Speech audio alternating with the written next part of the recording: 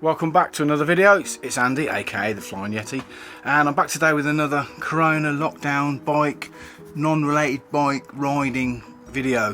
And I was thinking, what the hell am I going to do? So I'm going to review my quad lock. So if you want to know what a quad lock's like, stay tuned, stick around. So I'll fit the quad lock on the, as you can see, the left hand side of the handlebars on my GS 1250. Not the idealest place to fit it because it is, you might not be able to see it on this camera, but it's slightly on an angle that way rather than directly at me. The reason being is there's nowhere to put it straight. Now you could argue that you could put it there. The only reason I didn't put it there is because this is what you get with it. Okay, you get some different size, these sort of inner, where am I? These sort of inner, whatever you want to call them, rubber bits that sort of fit on the bars. So you put that on the bars for the grip and the seal of the thing, I suppose. And then, where am I? There's two screws. There's one there. Focus please. There's one there and obviously one round the other side. So if I try and put it there, this bit of the handlebars too fat, and then the screws, those two screws are not long enough.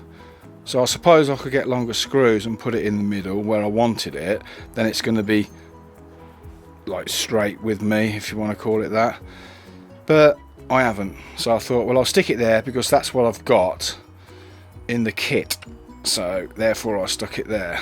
Now you can alter this bit, you can have it sticking out there or any way really, all the way around.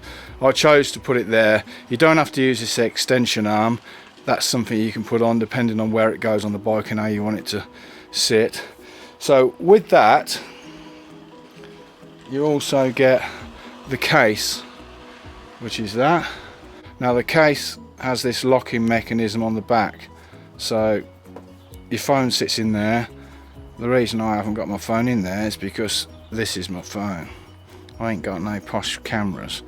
So the idea is you put it, if I can do it one-handed, this is slightly awkward to be fair until you get used to it. You put it in the locking mechanism and then you turn it. So you hear that click. Now that's in place, that's clicked into place. So phone sits in there like I said. I've also purchased one of these waterproof covers. So it's just like a rubber waterproof cover that fits over the top of the phone as and when you need it. When it's peeing it down basically. So I haven't used that yet because it hasn't peed it down since I've had this. So that's pretty much how it sits, and to release it you just push that blue bit and turn at the same time and it just comes straight off. Now I've had no issues whatsoever with this. As I say, the only slight little bit is getting used to that, putting it on, but it's pretty easy once you've done it 2 or 3 times. I mean, I'm like that, fiddling around thinking, oh God's sake, and then you end up looking behind to try and line it up and things like that. But once you get the idea of it, it's not too bad. As far as safety of the phone goes, I bought a cheap, when I had an XL 1000 Honda, and I bought a cheap crappy, however much it was, £5 or whatever it was, version of one of these from China, and fitted it on the handlebars of my bike. Great. Went down the local A roads. Luckily my phone wasn't in the mount and the whole thing just went, well, I didn't even see it, I just heard something go out the corner of my eye and I thought, what the hell was that? And it was the £5 mount. So for the sake of losing a £5 mount and the possibility of losing your phone as well, don't waste your money on cheap crap.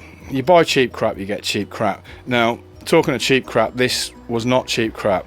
I can't remember the exact price, but it was about 50 something pounds with this, and you have to buy the that bit's an add-on because that is from iPhone 8 Plus. Yeah, it's an 8 Plus that I've got at the moment. So if I change my phone, I've got to buy another one of these to fit the new phone. So that's specific to your phone, and then the case was a bit extra as well. So it's 50 something pounds altogether. But as far as security of the phone, I've got no issues. I'm not riding along thinking any second now my phone's just going to go whoosh. No problem at all. I've used it, I say I've not had the bike that long, but I've used it on more than one occasion. I probably use it 5 or 6 times, so it's no issues whatsoever. So yeah, I'd highly recommend these. Even though they're not the cheapest bit of kit, they are probably one of the securest bit of kits that you can buy if you want to mount your phone onto your bike. And that's it for now, and hopefully you're all enjoying your lockdown. Please consider subbing, that'd be wonderful, because I've only got 166, so please, if you be my 167th, I will love you forever. And on that note, I will see you when I'm bored again and do another video.